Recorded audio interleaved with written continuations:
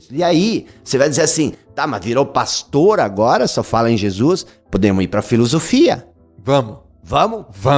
O que Sócrates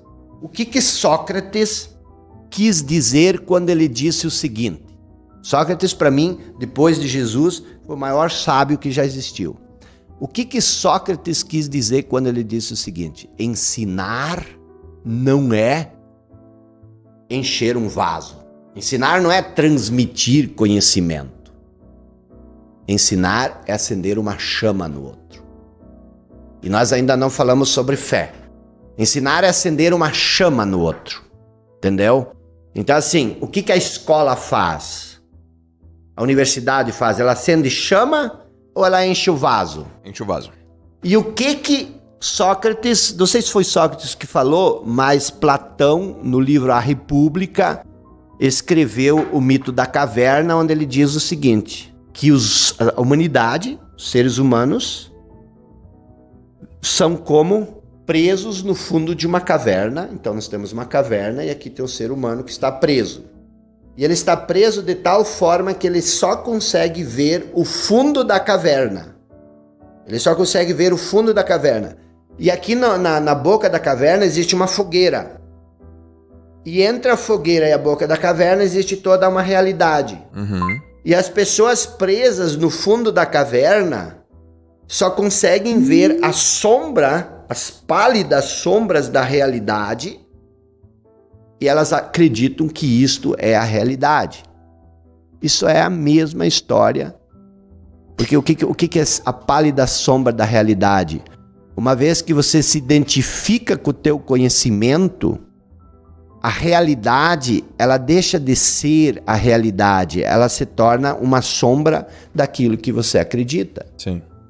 Por isso que isso nos limita. Então, quando eu digo que o conhecimento nos limita, que o conhecimento nos atrofia, eu estou falando disso. E aí ele diz mais, presta atenção. Platão conta que um desses presos se libertou e saiu da caverna. E aí o que ele fez? Primeiro ele ficou um pouco ofuscado pela luz da fogueira. Ele disse, meu Deus, essa fogueira está muito legal.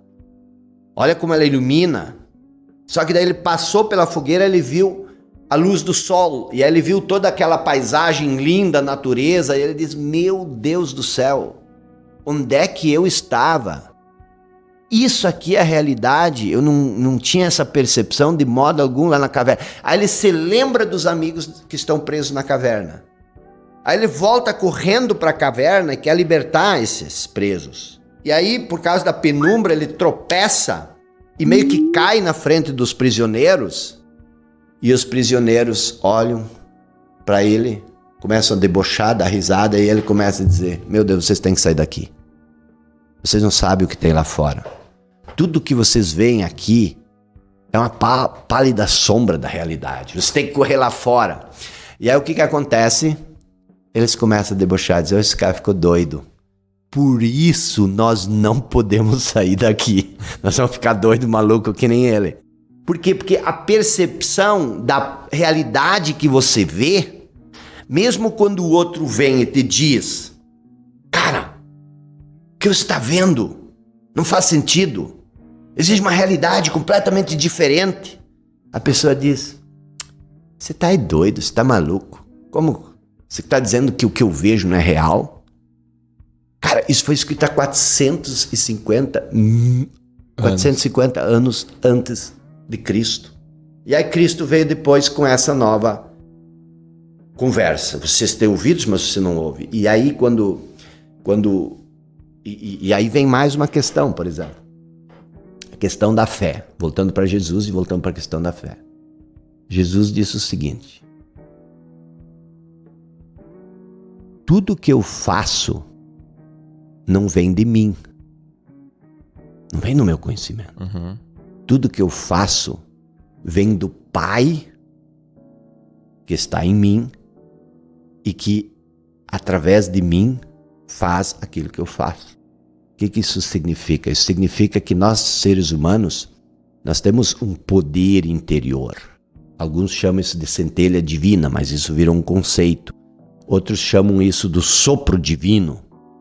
Quer dizer, outros dizem que nós somos feitos à imagem e semelhança de Deus. E isso é verdade.